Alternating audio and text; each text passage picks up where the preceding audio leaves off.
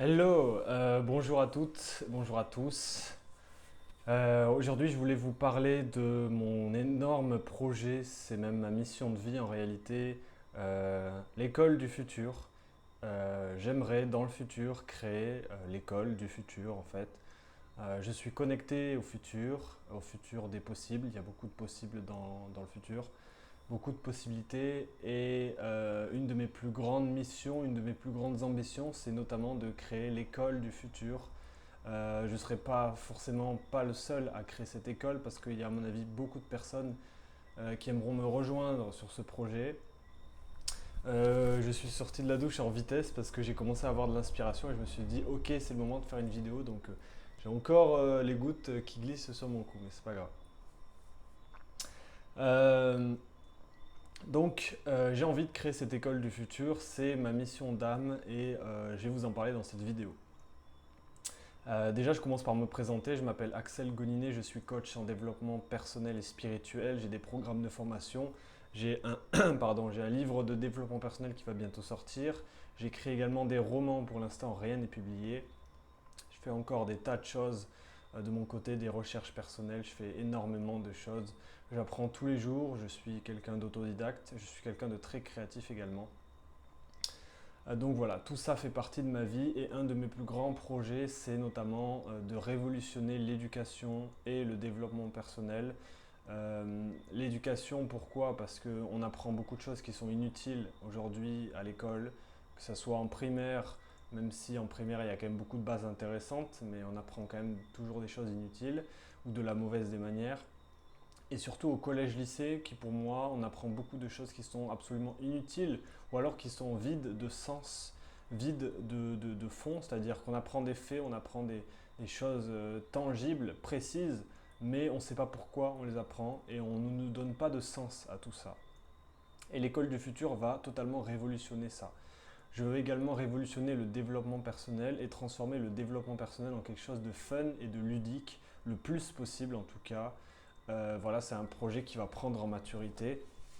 Avec le temps, j'ai déjà commencé à faire des modules plutôt sympas, certains sous forme de jeux qui sont vraiment très agréables à réaliser.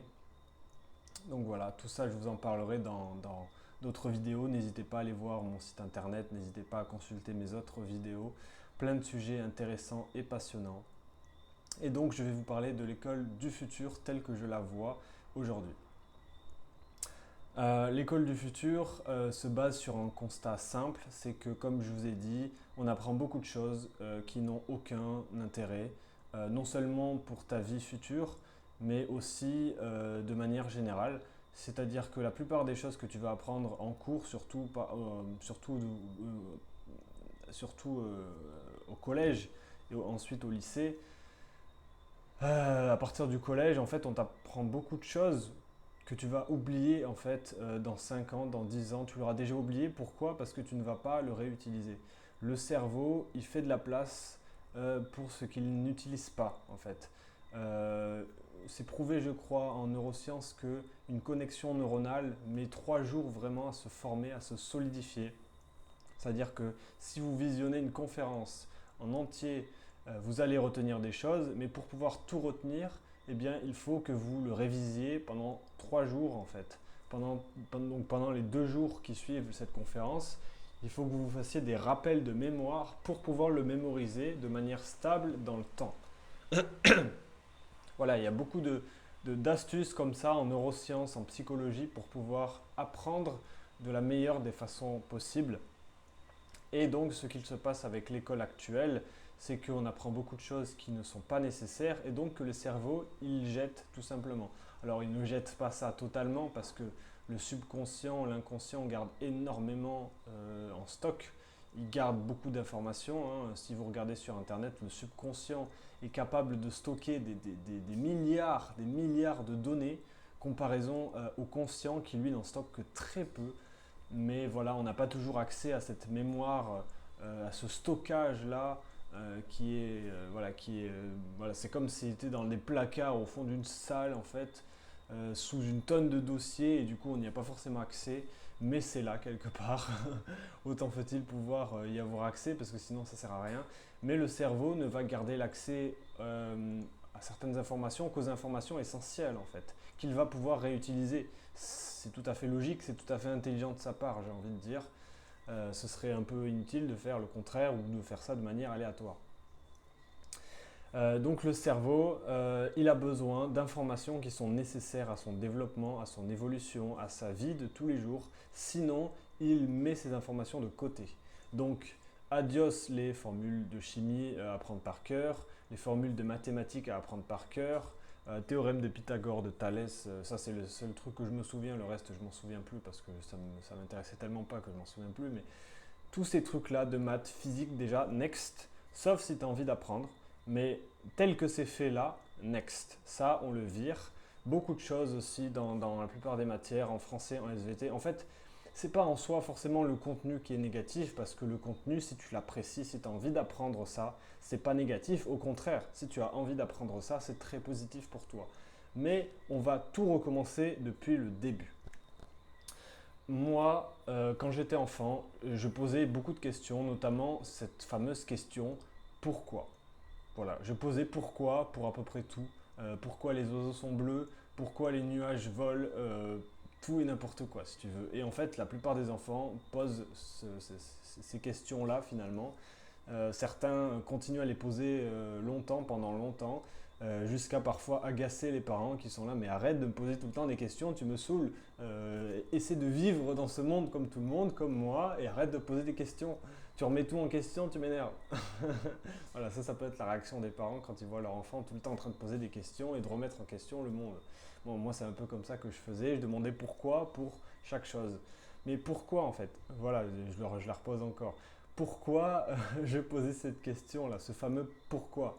Eh bien, parce que le pourquoi, c'est le sens en fait. C'est le sens des choses, c'est le sens de la vie, c'est le sens du pourquoi les choses fonctionnent de cette manière-là et pas d'une autre manière. Et en fait, c'est la question la plus intelligente que vous pouvez poser à une personne. Parce que, par exemple, imaginons tu vas chercher du pain tous les jours à la boulangerie. Moi, je te demande pourquoi. Et toi, tu vas me dire, mais ça n'a aucun intérêt, je vais juste chercher du pain. Mais en fait, peut-être qu'il y a des raisons cachées à ça. Peut-être que tu vas chercher du pain, mais en fait, tu vas chercher du pain, pas pour toi, mais pour tes enfants, parce que toi, tu ne manges pas vraiment beaucoup de pain. C'est surtout tes enfants qui en mangent beaucoup, ou alors ton mari.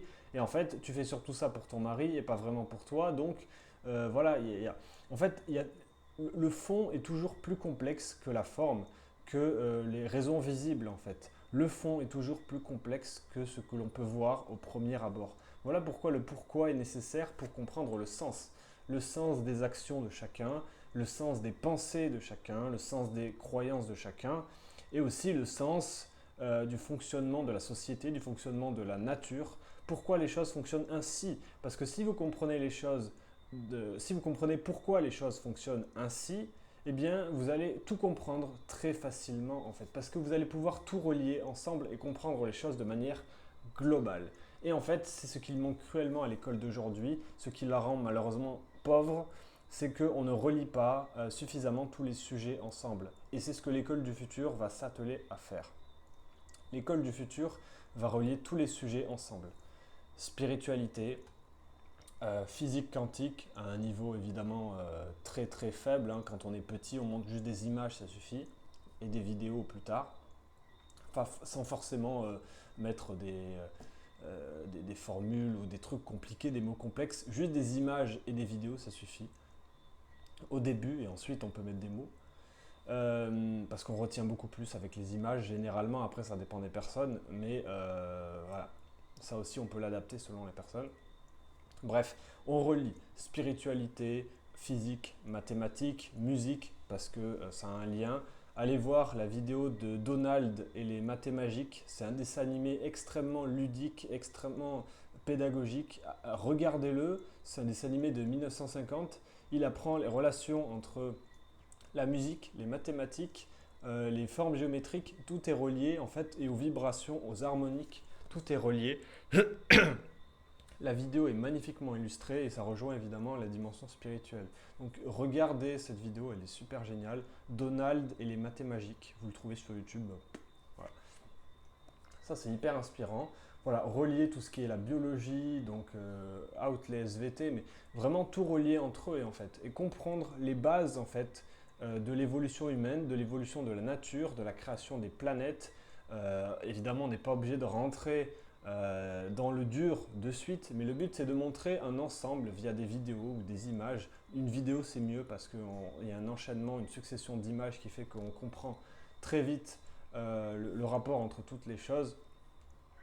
Mais tout ça, ça inspire énormément et on a besoin de relier tous les sujets entre eux. Voilà, la langue française, l'histoire, etc. Tout ça, on a besoin de relier les sujets ensemble en fait et d'apprendre un peu tout en même temps au début. Ça peut paraître plus complexe, mais ce n'est pas plus complexe parce qu'au début, on apprend tout en même temps, mais on apprend très peu de chaque sujet en réalité. On apprend très peu, on apprend que les bases minimum en fait, les bases minimum qu'aujourd'hui on n'apprend pas. Et également à commencer à apprendre dès le plus jeune âge tout ce qui est lié aux émotions. Ça on le fait déjà, mais il faut le renforcer encore plus. Il faut surtout le persister à l'enfance et la préadolescence et l'adolescence parce qu'on ne parle pas assez des émotions, clairement. La confiance en soi, on n'en parle pas assez. La gestion du stress, des peurs, on n'en parle pas assez. Les croyances spirituelles, on n'en parle pas assez. Les questions relatives à la mort, on n'en parle pas assez. Et ça, si c'est un sujet tabou, croyez-moi, vous allez avoir peur de la mort. 99% des gens aujourd'hui ont peur de la mort parce qu'on n'en parle pas. Si on en parlait, on aurait beaucoup moins peur de ça. Parce que c'est pas de la peur c'est pas de la mort, pardon, qu'on a peur. C'est de l'inconnu. C'est comme on n'en parle pas, eh bien notre cerveau a mis mort égale néant, égale rien, égale je sais pas. Donc forcément on a peur de ce qu'on ne connaît pas parce que il y a l'inconnu en fait, tout simplement. Le cerveau a besoin de mettre une information sur ce qu'il ne sait pas, sinon il a peur, tout simplement. Parce que le cerveau, vous savez, le cerveau, il est programmé pour la survie biologiquement. Donc le cerveau, si vous ne lui donnez aucune information, eh bien il prend peur. Pourquoi? Parce qu'il a besoin d'informations pour se sécuriser, pour se protéger, pour se mettre en sécurité. Donc si vous laissez le cerveau dans l'inconnu et que vous lui dites la mort, qu'est-ce qui se passe après la mort? Ben je ne sais pas. Voilà, point. Non, en fait, il faut aller plus loin que ça. Évidemment, on n'a pas de preuves concrètes. Moi, je suis spirituel, j'ai mes propres croyances, mais peu importe les croyances que vous avez, que vous soyez spirituel comme moi ou que voilà, vous soyez athée, ça se respecte dans les deux cas. Et il faut en parler, en fait. Peu importe qu'on ait la vérité. En fait, on s'en fout d'avoir les preuves ou pas de ce qu'il y a après la mort, on s'en fout. Il faut juste en parler, parce que le fait d'en parler, ça va rassurer.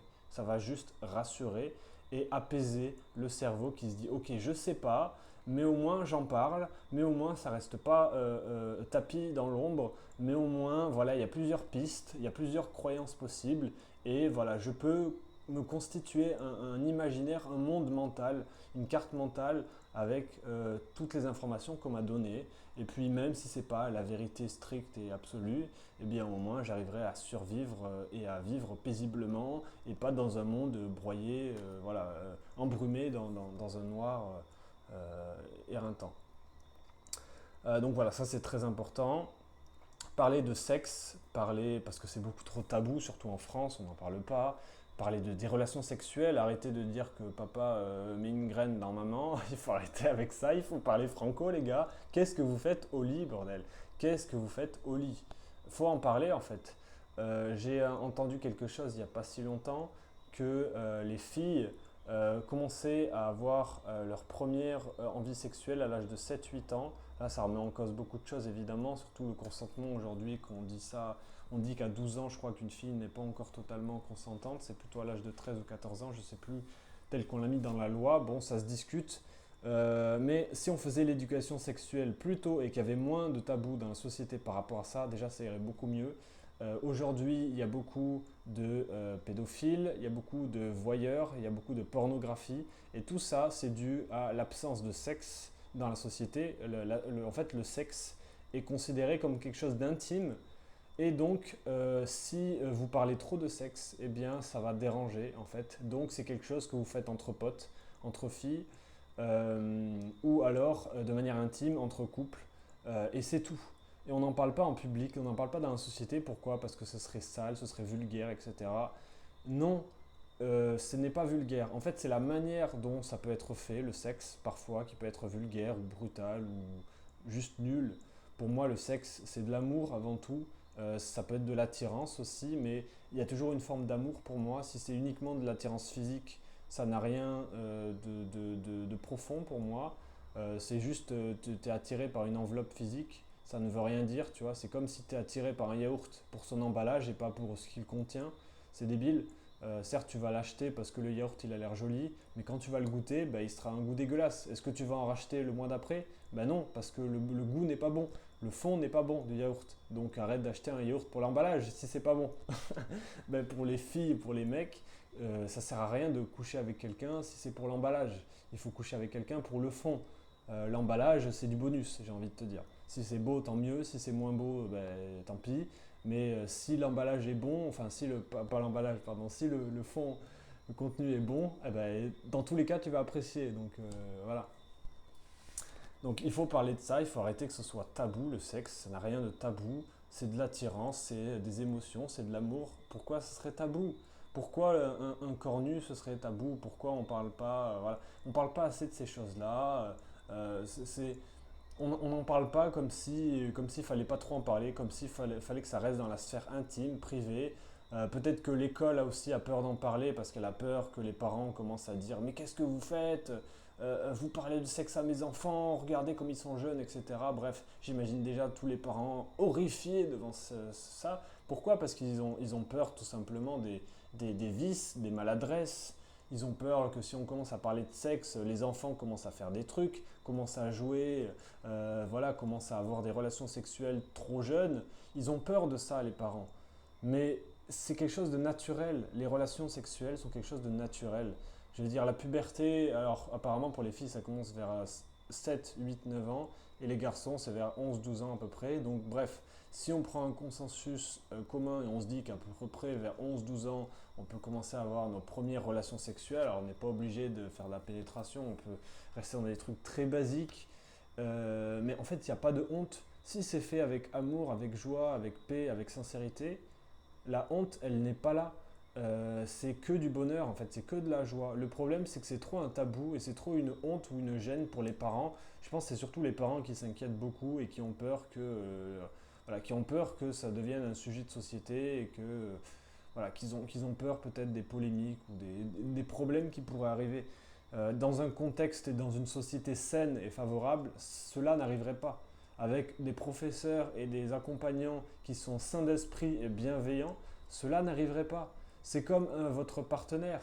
Votre partenaire, s'il est sain d'esprit et qu'il est bienveillant avec vous, eh bien, tout se passera très bien. Que vous ayez 50 ans ou 15 ans ou 8 ans, j'ai envie de dire, bon, 8 ans, ça peut paraître un peu jeune, donc on va dire 12 ans. Euh, ben, si la personne est sain d'esprit, tout se passera bien. Si elle a des vices et des perversions et machin, forcément ça se passera mal. Mais ça ne dépend pas du sexe ou des relations sexuelles en général ou de l'amour. Ça dépend des personnes. Donc il faut sélectionner les personnes qui vont travailler à l'école, évidemment, pas embaucher des pédophiles, bien sûr. Et c'est là où il faut faire très attention. Mais voilà, de toute façon, les personnes qui rejoindront l'école du futur, ça sera forcément des personnes bienveillantes qui seront testées énergétiquement. Oui, parce que les tests énergétiques, ça peut exister. Si vous prenez une personne, moi je ressens les énergies, donc déjà ça m'aide beaucoup, mais on peut tester les énergies des gens et avant de les embaucher, on peut regarder si énergétiquement tout va bien chez eux. Si tout va mal, s'il y a des choses bizarres, c'est qu'ils ont probablement des vices ou des trucs bizarres en eux en fait. Et ça, on peut le voir au niveau de sa vibration. On le voit très clairement d'ailleurs. On voit les personnes qui vibrent avec beaucoup de lumière, beaucoup de bienveillance, beaucoup d'amour, et on voit les personnes qui ne vibrent qu'avec très peu d'amour, malgré les apparences, même si les personnes montrent des apparences magnifiques, mais que dans le fond, voilà, énergétiquement, on le voit, c'est soit tu es sincère, soit tu l'es pas énergétiquement. Tu peux avoir n'importe quel vêtement, n'importe quelle apparence, n'importe quel beau sourire, énergétiquement, on verra tout, donc tu ne pourras pas tricher. Ça sera très important dans l'embauche des professeurs et des accompagnants, accompagnantes, professeurs avec un E. Voilà, le test énergétique avant d'être embauché. C'est une idée qui vient de me venir à l'instant, mais oui, c'est vrai que c'est une évidence. Qu'est-ce que je pourrais vous dire aussi? Ben, évidemment, rendre le développement personnel inhérent à l'école du futur, à l'école de demain. le développement personnel doit faire partie de l'éducation, mais de manière tout à fait logique. J'ai même envie de dire que ça doit faire partie de la vie de chaque adolescent. Je pense que ça doit surtout commencer à l'adolescence parce qu'on commence à se construire notre identité, notre personnalité à l'adolescence. Et donc, à ce moment-là, on doit commencer à étudier le développement personnel, à étudier comment avoir confiance en soi. J'ai envie de dire, et je pense qu'il n'y a pas besoin d'avoir confiance en soi si déjà on a une haute valeur, une haute estime de soi-même, je pense. Après, voilà. Mais bon, ça c'est un autre sujet, je ne vais pas trop rentrer dans le fond, mais c'est quand même intéressant d'en parler. Comprendre qu'on a tous une valeur inestimable et pas une valeur qui est définie par la société, parce qu'aujourd'hui la société définit votre valeur, la société définit l'argent que vous gagnez à la fin du mois. Certains gagnent énormément d'argent, d'autres gagnent très peu. Ça joue beaucoup sur la valeur que l'on se sent avoir dans la société et ça crée beaucoup d'impact et beaucoup de déséquilibre émotionnel si vous le saviez. Euh, L'argent, les vêtements, voilà l'apparence que vous avez. Aujourd'hui, il y a le nombre d'abonnés sur les réseaux sociaux qui joue énormément, la célébrité, toutes ces choses-là créent des fossés entre des gens qui auraient plus de valeur que d'autres. Et en fait, ça, c'est inadmissible. Il ne faut pas qu'il y ait des gens qui aient plus de valeur que d'autres. Il faut que tout le monde ait une grande valeur, ait une valeur inestimable.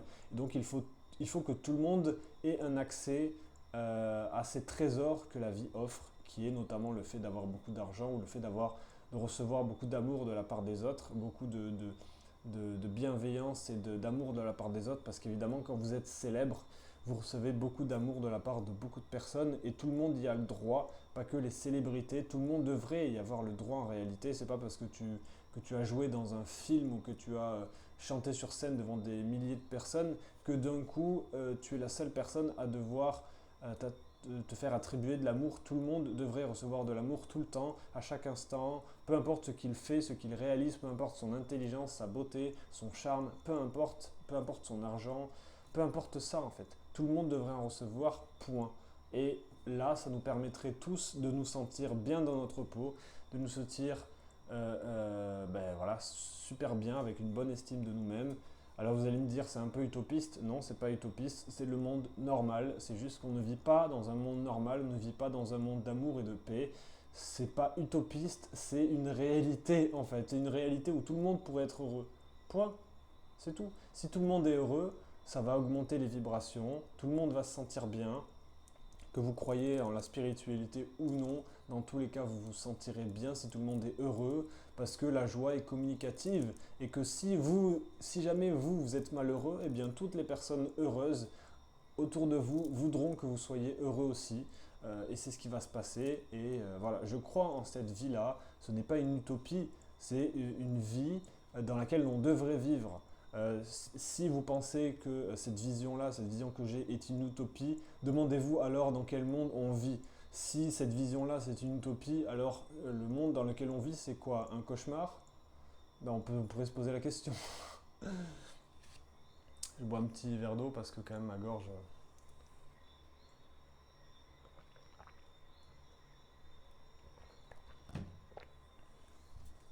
Voilà, donc c'est très important d'apprendre tout ça dès l'adolescence. Comme ça permet de résoudre les problèmes avant même qu'ils n'arrivent. Les problèmes de confiance en soi, les problèmes de tabou liés au sexe, les problèmes de voyeurisme, de pédophilie, de viol, parce que c'est une réalité.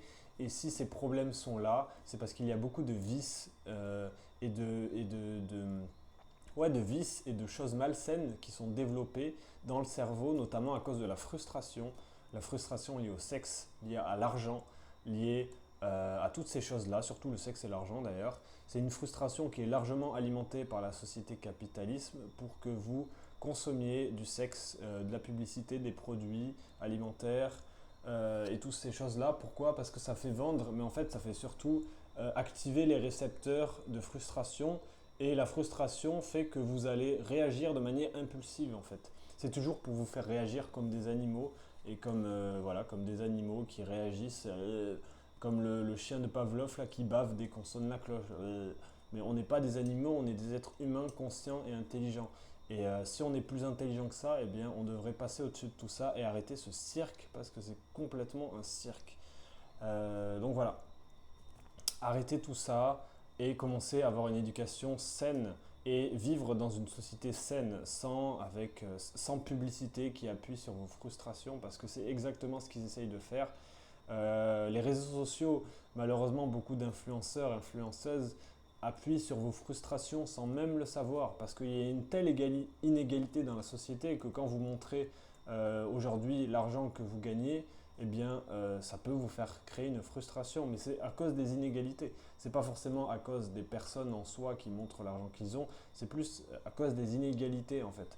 Mais si des personnes ont beaucoup d'argent, c'est aussi à cause des inégalités, donc tout revient finalement au même. Moi, je vais vous dire l'ambition que j'ai, je vais être honnête avec vous.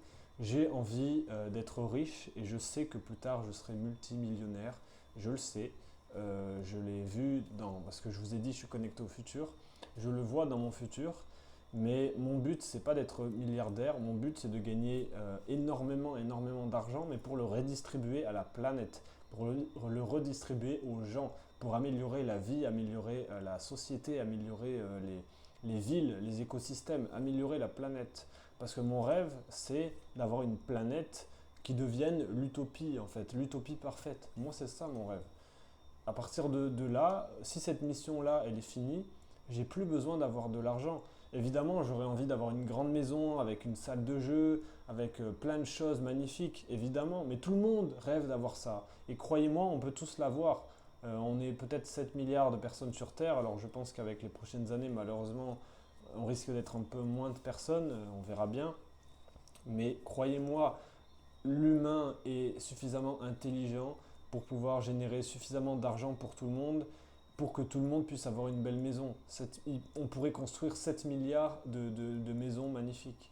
Bien sûr, l'humain est capable de ça. Je veux dire, l'humain est capable de faire des choses incroyables. Regardez sur Terre tout ce qu'il se passe. Regardez les milliards d'infos qu'il y a sur Internet. Internet, c'est une véritable mine d'or. Aujourd'hui, vous pouvez tout apprendre sur Internet, quasiment. Quasiment.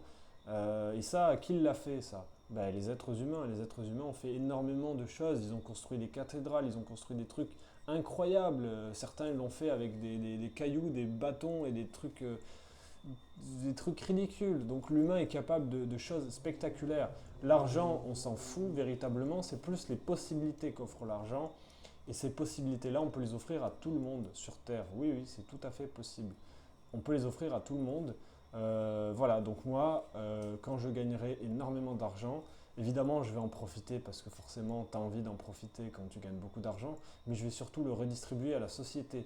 Je ne veux pas prendre cet argent pour acquis et me dire que cet argent-là, il est à moi. Jamais je me dirai ça, et si jamais je commence à me dire ça, non, en fait. Évidemment, une partie de cet argent-là me reviendra, mais une autre partie, je jugerai qu'il ne me reviendra pas, qu'il reviendra à la société et aux gens, en fait, parce que c'est comme ça, parce qu'on n'est pas censé posséder des millions et des millions. On n'est pas censé le posséder, surtout si des gens ne gagnent rien à côté. C'est inadmissible. C'est inadmissible pour moi. Mais c'est pas contradictoire avec ma vision, c'est-à-dire que oui, je veux un jour gagner, si je peux gagner des dizaines de millions d'euros par an ou par mois peut-être, je ne sais même pas si c'est possible, par mois ça me paraît peut-être un peu beaucoup, mais aujourd'hui il y a des footballeurs qui gagnent 500 000 euros par semaine, 300 000 euros par semaine, 100 000 euros par semaine. En un mois, en 2-3 mois, ça fait déjà 1 million, ce qui est quand même colossal en fait, surtout quand tu ne fais que jouer au foot, c'est quand même assez colossal. C'est peut-être des sportifs pros, ça reste quand même énormément d'argent. Donc eux deviennent très riches, ils deviennent multimillionnaires évidemment. Et moi j'aimerais arriver à ce niveau-là à peu près, voire plus si je peux, mais en contribuant à la société, pas juste en jouant au foot et en faisant un sport. J'adore le foot, hein, j'adore le foot, j'adore ce sport, mais quand même les footballeurs sont beaucoup trop payés. Ils devraient redistribuer cet argent-là aux gens, à la société. Alors certains le font, je ne sais pas sous quelle ampleur ils le font, mais je pense qu'ils devraient le faire beaucoup plus. C'est mon avis. Voilà, après, bon, chacun fait peut-être comme il peut. Je ne juge personne. Moi, je sais que je gagnerais beaucoup d'argent, mais je voudrais en redistribuer à la société de manière équitable. Mais bon, ça sera un choix personnel qui me reviendra. Ça sera, j'ai envie de dire, de moi à moi, et personne n'aura à choisir ma place. Ça sera moi et ma conscience, j'ai envie de dire.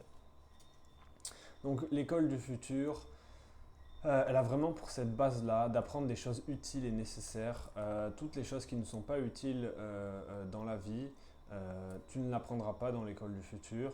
Tu vas apprendre en t'amusant. Il faut que l'école devienne un jeu. Il ne faut pas que l'école devienne un endroit où tu es obligé d'aller. Il faut que l'école ne devienne même pas obligatoire. En fait, il faut enlever le fait que l'école soit obligatoire. Tu sais pourquoi? Parce que l'école n'a pas à être obligatoire. Est-ce que tu es obligé à acheter du whisky tout le week-end, du whisky Coca pour aller en soirée? Est-ce qu'on t'oblige à faire ça? Non. Pourquoi est-ce que tu le fais? Parce que tu as envie de le faire.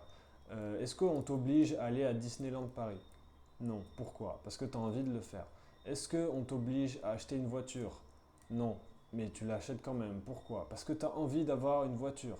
Tu as envie d'avoir tout ça. L'envie suffit à faire les choses. Il faut être intelligent. Pourquoi est-ce qu'on t'offre des publicités? Pourquoi est-ce qu'on te diffuse des publicités? Est-ce que la publicité te dit tu es obligé d'acheter ce produit sinon je prends ta maison et ta famille? Non, la publicité ne te dit pas ça. La publicité te dit regarde comme ce produit est beau, regarde comme ce produit est incroyable. En gros, c'est ce qu'elle essaie de te dire à travers un spot de publicité ou alors elle essaie de te faire rire pour redorer l'image de la marque. Mais bon, bref, peu importe. La publicité te parle en fait, te donne des messages subliminaux en quelque sorte. La publicité te parle et c'est exactement ce qu'il faut faire avec l'école. Il faut que l'école te parle, il faut que l'école te dise waouh, regarde comme l'école est géniale, mais pas faire du mensonge comme peuvent le faire la publicité, pas des fake news, mais plutôt une réalité. C'est-à-dire que l'école doit devenir une attraction, comme les parcs d'attractions. Regarde le mot dans parc d'attraction, tu as le mot attraction. Pourquoi? Parce que ça attire. Pourquoi ça attire? Parce qu'il y a des sensations fortes. Pourquoi il y a des sensations fortes? Parce qu'il y a des manèges, parce qu'il y a des aventures, parce qu'il y a des parcs à thème, parce qu'il y a toutes ces choses-là. Et tout ça, ça attire l'œil, ça attire le regard. Quand vous voyez les attractions avec plein de couleurs, plein de joie, plein d'amusement, plein de jeux, plein d'activités, forcément ça donne énormément envie. Et l'école du futur doit être une sorte de parc d'attractions, avec évidemment des connaissances, mais aussi avec plein de jeux en fait, parce que ça doit être fun. La vie est là pour être fun. La vie n'est pas là pour se casser le cul à travailler. La vie est là pour être fun. Aujourd'hui, dans notre société actuelle, on a suffisamment d'argent pour pouvoir produire des robots qui peuvent tout faire à notre place. Prenez le budget militaire de tous les systèmes, de tous les ministères de la défense qui nourrissent nos armées de tous les pays, France, États-Unis, Russie, tous les pays du monde. Vous prenez le budget militaire qui se compte en milliards de milliards de milliards pour produire notamment des missiles hypersoniques ou je sais pas quoi. Vous prenez ce budget-là, vous le mettez dans l'éducation et vous créez des robots qui peuvent tout faire à notre place. Et puis en 20 ou 30 ans, vous avez déjà remplacé tous les métiers chiants par des robots et désormais tout le monde peut faire ce qu'il a envie. Tout le monde a le droit à un revenu universel, sans condition, et puis chacun fait ce qu'il a envie, ce qui lui plaît en totale liberté. La vraie vie, c'est ça. La vraie vie, tu t'amuses et c'est fun.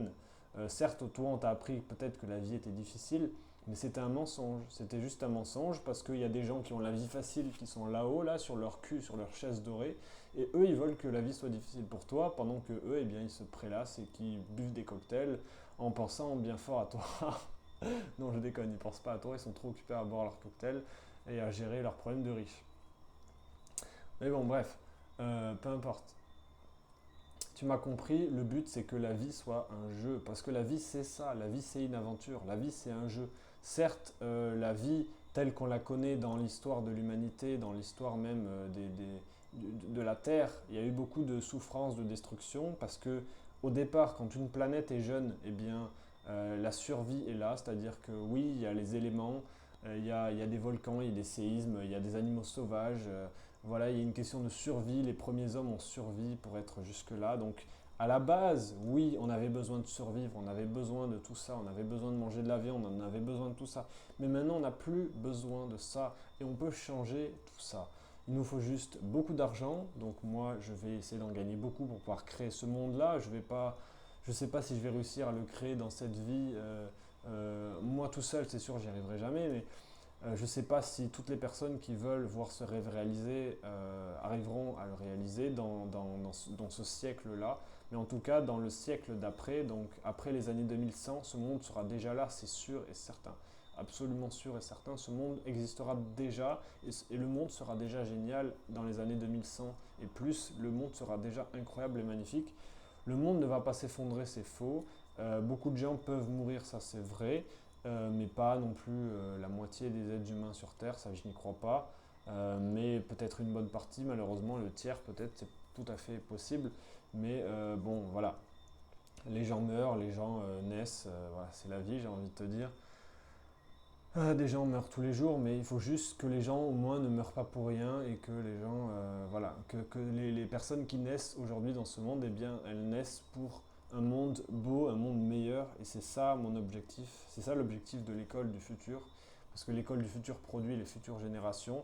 Donc évidemment, l'école du futur va s'adapter aussi en fonction de la société actuelle, elle va t'apprendre le fonctionnement de la société. Elle ne va pas t'apprendre l'utopie du monde parfait si ce monde-là n'existe pas encore. D'abord, on va t'apprendre aussi à survivre dans le monde actuel, mais ensuite à voir au-delà du monde qui existe. C'est ça le but. Et ensuite, une fois que le monde du futur sera déjà là, et bien là, on n'aura plus besoin d'enseigner les anciens enseignements qui sont liés à la société d'avant, tout simplement. Voilà, il faut être intelligent en fait, c'est tout. Tu regardes les choses et puis voilà, tu fais les choses de manière intelligente, c'est tout. J'ai même envie de dire, comme on appelle l'honnêteté intellectuelle en fait. On a même créé un mot pour ça, alors qu'en fait c'est du bon sens, mais bon. L'honnêteté intellectuelle, c'est juste d'être honnête et d'être intelligent, tout simplement. Et c'est ça qu'on va faire avec l'école du futur. Voilà, j'espère vous en avoir dit beaucoup sur ma vision du monde, ma vision de l'éducation, ma vision de moi-même et de mon futur aussi. Tout ça, c'est très important pour moi. Voilà, n'hésitez pas à suivre la chaîne, à me suivre moi, à aller sur mon site, à consulter mes programmes, à me suivre surtout, à me soutenir parce que j'ai besoin de vous, j'ai besoin des gens qui me soutiennent. Si vous le saviez, j'ai actuellement très peu d'abonnés. J'espère que cette vidéo-là, dans 3 ans, j'aurai énormément d'abonnés, énormément de vues, énormément de likes. J'espère qu'il y aura des milliers de gens qui me suivront. Ça, c'est ce que je veux, c'est ce que je souhaite de tout cœur. Et je vais tout faire pour que ça se réalise. Donc suivez-moi, abonnez-vous, partagez, faites le maximum pour moi, j'en ai besoin. Et je suis sûr que ça va profiter à tout le monde. Donc voilà, je vous remercie d'avoir regardé cette vidéo et je vous dis à très bientôt. Salut!